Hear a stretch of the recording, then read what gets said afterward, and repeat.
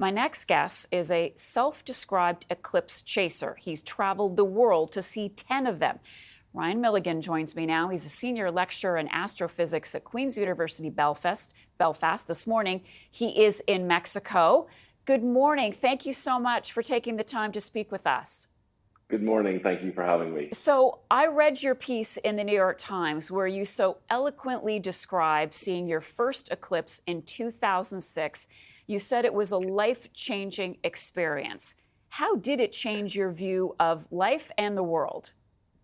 It's really hard to put into words, and it feels like such a long time ago now. But I was starting my PhD in solar physics and starting to understand the sun and to research it as a career, and figured I should probably have this experience of seeing a total solar eclipse. I'd obviously heard about it, but never really experienced it myself. But once it had happened, I was really bitten by it. It was just to feel the day turn to night and the temperature drop around you, and to get to see the sun's outer atmosphere, this corona that we hear so much about, and with my own eyes. We're so used to seeing it through telescopes and through satellites and spacecraft, and to get to see it like that was really a humbling and very emotional experience. And of course, it's over all too quickly, and you want to try and experience this again and again, and that's what drives us eclipse chasers to go and chase this experience around the world.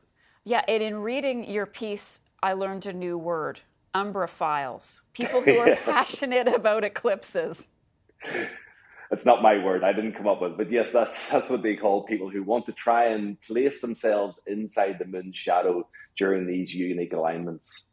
Okay, so you traveled to Mexico. You were willing to take what could be considered by many a very dangerous drive to Mazatlan. Why did you decide on Mexico?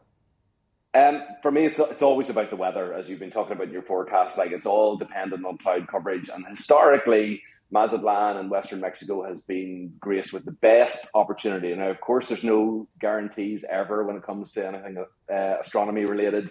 Some light clouds in the sky here this morning. There's some clouds coming in off the Pacific coast, but I wanted to give myself the best opportunity to experience this, and Mexico was top of the list, and it's been on my list of countries to want to visit for a very long time as well. All right, if you'll indulge me for just a second, I want to read a little bit from your op-ed. You say, during the eclipse, the birds and other animals go silent.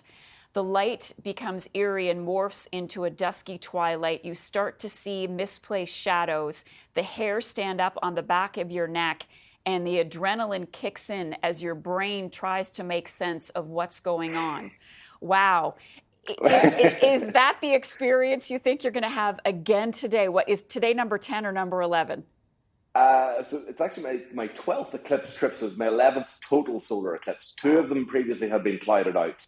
Yeah, it really does get you every single time, because it's such a brief thing. It's a brief, it only lasts for a few minutes. So every time it comes around, that experience just reignites inside you again, and you feel it all over. It's never something you can actually suppress or get tired of or bored of.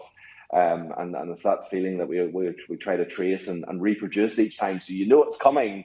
Those of us have seen a few before, and you try to encourage people to get themselves into the path of totality, to have that experience as well. And that's what the sort of whole point of the article was, that this eclipse especially is going over such a populated landmass compared to other eclipses.